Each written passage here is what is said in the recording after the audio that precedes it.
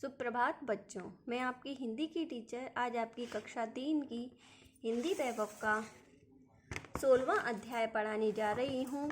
बच्चों, यह एक कहानी है जिसका शीर्षक है बूढ़ा गिद्ध और बिल्ली।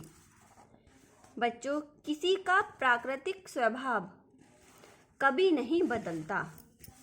बिना सोचे समझे किसी पर विश्वास करना अत्यंत हानिकारक होता है। यही इस कहानी के माध्यम से हमें संदेश दिया गया है। बच्चों, ये एक कहानी है। गंगा के किनारे एक बरगद का पेड़ था। उसकी खोखल में एक बूढ़ा गिद्ध रहता था। गिद्ध की आंखें कमजोर थीं, उसके नाखून भी घिस आए थे, वह ठीक से उड़ नहीं पाता था। उसे देखकर उस पेड़ पर जो अन्य पक्षी रहते थे उन्हें उस पर दया आ गई और वह जो भी दाना चुनकर लाते थे, अपने बच्चों के लिए लाते थे, उसमें से कुछ हिस्सा उस बूढ़े गिद्ध को भी दे दिया करते थे। उसे खाकर उस गिद्ध का अपने जीवन के दिन उसके सुख के दोबारा से उस गिद्ध के वापस आ गए।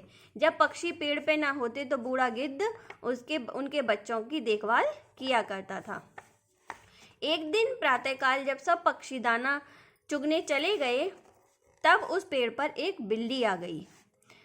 एक दिन प्रातःकाल जब सब लोग चले गए तो वहां एक बिल्ली आ गई।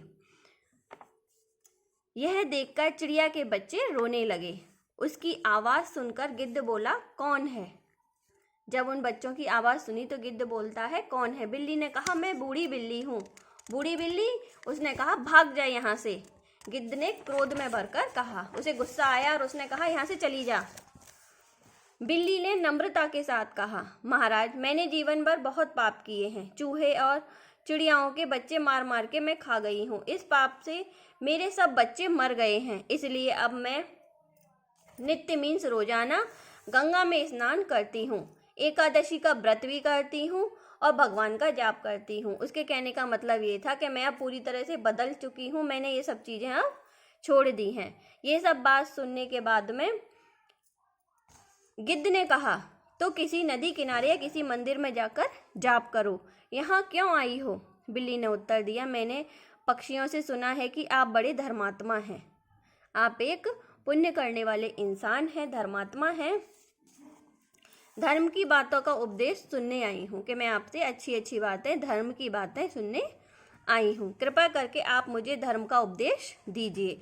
गिद्ध ने सोचा, ठीक है, अब ये धर्मात्मा हो गई है तो चलो कोई बात नहीं, पक्षियों के बच्चे को भी इससे कोई खतरा नहीं है। तो उसने उसे इजाज़त दे दी गिद्ध ने कि तुम यहाँ प्रतिदिन आ जाया करो।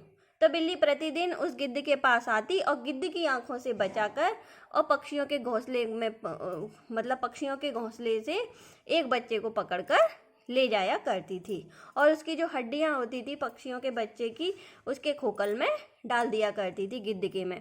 कुछ ही दिनों में पक्षियों के बहुत से बच्चे खो गए। पक्षियों ने अपने बच्चों की खोज शुरू की तो देखा कि एक खोखल में उनके बच्चों की हड्डियों का ढेर लगा हुआ है।